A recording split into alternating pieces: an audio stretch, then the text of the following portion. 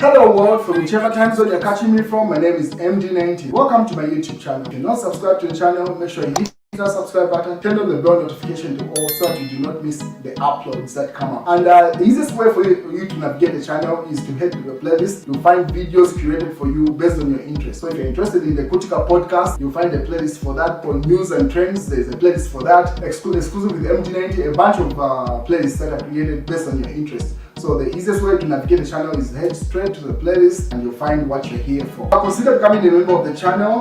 Right next to the subscribe button is a join button. You click on the join button so that you can become a member of the channel. You support the team on the production and we appreciate that.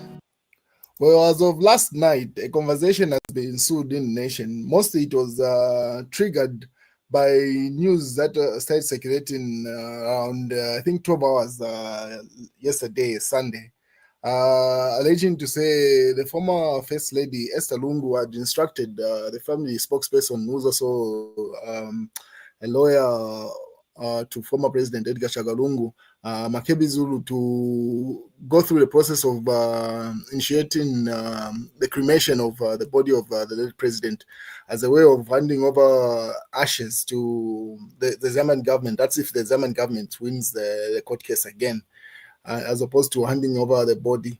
Those allegations have not been denied or distributed by the family since then, and obviously the rumors just keep on getting deeper, and obviously people are giving theories. Earlier on, it was easy to disregard the information to say it is just coming from uncredible sources or pretty much people that are speculating. But as of today, more people from the political scene or political front have weighed in. Some of them are even receiving dreams. They say they are dreams of Edgar Lungu, and I'll update you as the news goes by. But as things stand right now, no communication has come from the family to dispute those allegations that came up yesterday, alleging to say there was those instructions to have his body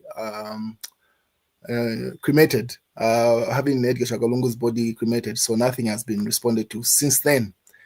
And obviously, more people are weighing in. They're putting in their 2 cents with regard to what's been going on with this issue. And one of them is Remy Chongo, advocate for justice and national dignity, says Zambia is not a playground for political theater. The ongoing saga surrounding former President Edgar Lungu's alleged death has crossed the line from confusion to insults. If the man is alive, then someone is lying, and in law, lies have consequences. If Edgar Lungu is not dead, then we are dealing with obstruction of justice, abuse of public trust, and possibly publication of false news with intent to cause fear and alarm, a criminal offense under section 67 of Zambia's Penal Code, and faking a death or to avoid accountability is not just a coincidence; it's criminal. So, according to that individual, he puts up an article to say, at this point, facts are supposed to be presented. Is Edgar Lungu dead? If not, they should hire FBI, tabulate what needs to be done. Obviously, he's just putting in his 2 cents. But I highly doubt the South African government would actually sanction that maneuver. As people are alleging to say, that might have been the plan B that they were talking about from the Patriotic Front. I highly doubt the South African government would like to be involved in that nonsense, honestly, because the consequences of losing a relationship with Zambia is not one that they're willing to bear just to safeguard the former first family. I highly doubt that. So my 2 cents would be Edgar Lungu is actually dead, obviously. It's just that impasse that they are having, but alleging to say he's still alive and obviously they're just trying to conceal his body.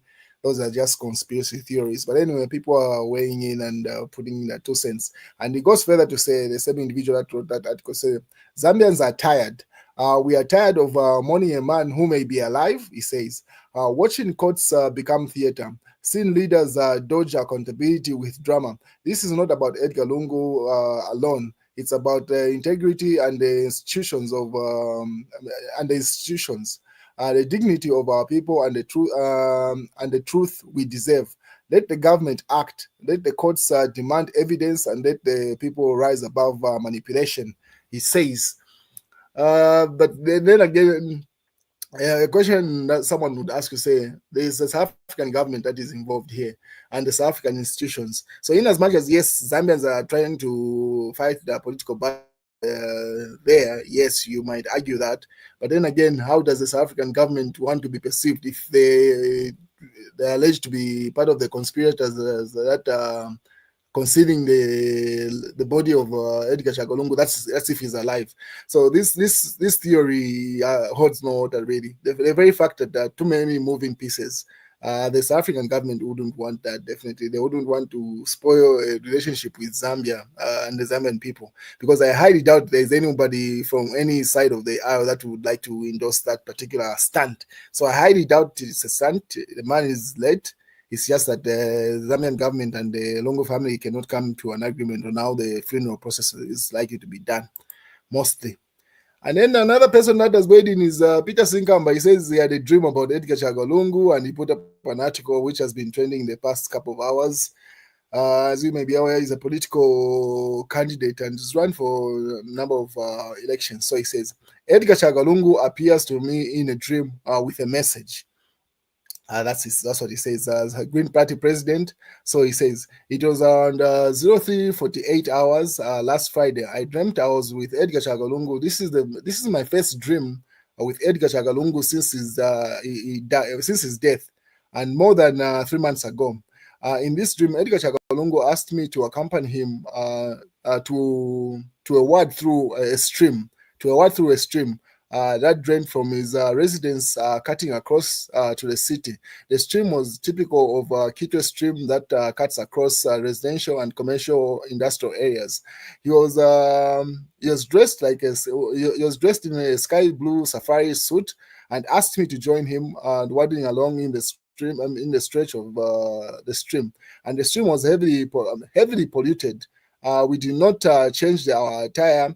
We waded along and in the polluted stream. The water was knee high, and we traversed the stream without any protective clothing. So pretty much it's surrounding, as you may be aware, Kafue has been polluted by an acid spill that happened by a mining firm on the copper belt. So it's around that. But pretty much the bone of contention is that no, he joined Edgar Lungu and having that interaction. And he puts up that long article there. So it's things like this that people are wondering to say, now that the official communication is not coming through from both sides at this point, people will keep on speculating. They'll start relying on information of dreams. People dream up and yeah. So he says it's his dream. How can you argue with that? Someone says the dream and I was with Edgar Lungu and he had a message for me, which is communicating to the nation. I think he was pretty much trying to irradiate a point to say there's need for attention to be paid to the pollution that has happened in the Kafue River and the families that are affected. But I didn't see the need for him to include Edgar Lungu and this dream here. It might be true, it might be a false thing. No one knows but himself. You can't argue with someone's dream. It's like someone says, no, I saw this. How can you argue with that? So it is what it is. But yeah, so yeah, that dream. And obviously, someone says, Stanley in the comment section, I hope you did not pee on the bed because the dreams playing in water usually comes out through somehow. I know this part can't be shared. So he says, I hope you didn't pee. Obviously, people are having a field day in that comment section about that dream. And then after I had witches got jailed, the JJ Banda goes mad and failing to execute witch doctors' instructions within a given time. So those allegations that have been thrown on JJ Banda, because he's been doing a number of live streams recently that are very odd, as you may describe them. Like they don't add up really. They don't make sense. They don't look like they're coming from someone who's in the right state of mind, and that's what they're alleging to say. No, if you remember. Those witch doctors that were arrested, they should have been from Mozambique, that are alleged to have been hired by his brother, JJ Banda's brother, to come and harm President Hakainde Hichilema. I think they just recently jailed. Is it? I don't know the term of jailing that sentencing that they received, but pretty much they are in prison. And so that platform is alleging to say it's because those witch doctors are arrested now that JJ Banda is displaying odd behavior on live streams. In other news, Chama District Commissioner caught with 3 impalas and in police custody. Shame. So, and those are displayed. So, a district commissioner has been involved in poaching, and he's been arrested in Chama. And those are the images that you see on screen there. And then I am innocent. Fatima, wife of Maria Zaloumis' Nigerian partner, speaks out. So Maria Zaloumis, as you may be aware, is facing murder charges with regard to what happened on a farm where that young man was killed because of the beating that he had received. So now the allegations were that the former wife, I think the legal wife at this point, the legal wife to the guy that Maria has been dealing with, the Nigerian guy, was alleged to say she's the person that had sent that young man to go to Maria and cause harm. That's a story that's coming from one side of the aisle. Now, she has responded. She's been very responsive to this issue. She says, I have nothing to do with that young man, and neither did I send anyone. She's been crying that the Nigerian guy had swindled her of a car. At some point, even Simon was doing live streams about it. She was giving him details how he had swindled her. And how he left home, he did not even say that. In short, they're not legally divorced. So him coming here in Zambia and starting a relationship with Maria without divorcing, that's another issue. So she simply says I have nothing to do with that. But Maria has been appearing in court, in court as of yesterday or the past couple of days or this morning. Those images surfaced online. There an interaction with police officers that shows awaiting a court session. So this platform says, murder accused Maria Zaloumis, popularly known as the Z Farmer, and her boyfriend Nathaniel have appeared in Kabwe Magistrate Court over the killing of 20-year-old Enoch Sumfuko, allegedly found at her farm. So those are the images of Maria at court earlier on. Seems like the court proceedings have started, and yeah, so this was she was standing by, waiting to go and defend herself in court. That's what's going on with that with regard to that case. And in Malawi, it seems like former President Bingu Mutharika has won those elections, and obviously they're just waiting. I mean, it's not even Bingu, Peter Mutharika actually. So yeah, we wait and see how the official announcements haven't been thrown out, but the statistics that have been going out recently show that the opposition is leading, and the incumbent Lazarus Chakwera has lost those elections. We wait and see for the official announcement. And Zambia and Malawi politics are similar. What's happening there will also happen here. Mpolokoso PF member of parliament, Brian Mundwile, says pretty much insinuating to say President Hakainde Hichilema is going to lose the 2026 elections, just like the incumbent in Malawi has lost those elections, he says. And then Brian Apunda put up this article that I found interesting, and he's talking about some words of wisdom. He says it is what it is. If you are emotionally attached to your tribe, religion, or political leaning, to the point that the truth and justice become secondary consideration, your education is useless. Your exposure is useless. If you cannot reason beyond petty sentiments, you are a liability to mankind. So that's an article that was put up.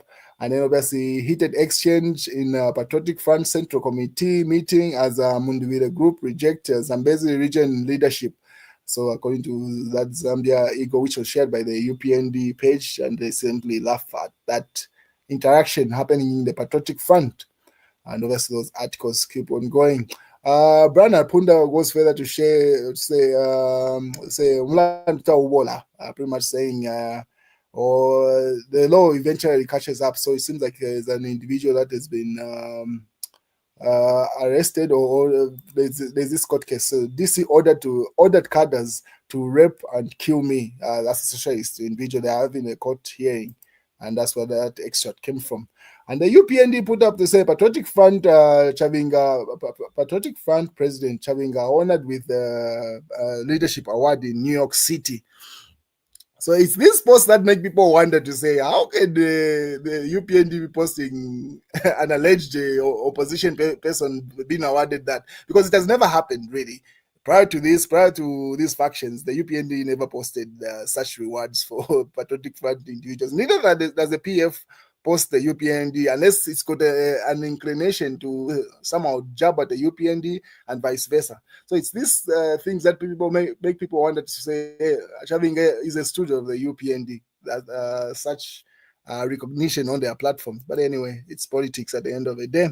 So, and then they put up an article that's still the UPND. They say leader of the opposition and acting president of the Patriotic Front, Honorable Robert Chavinga, has been honored with a prestigious leadership award from from the Heroes of Tomorrow Africa Foundation in United States of America, New York City. So yeah, and then they put up a long article.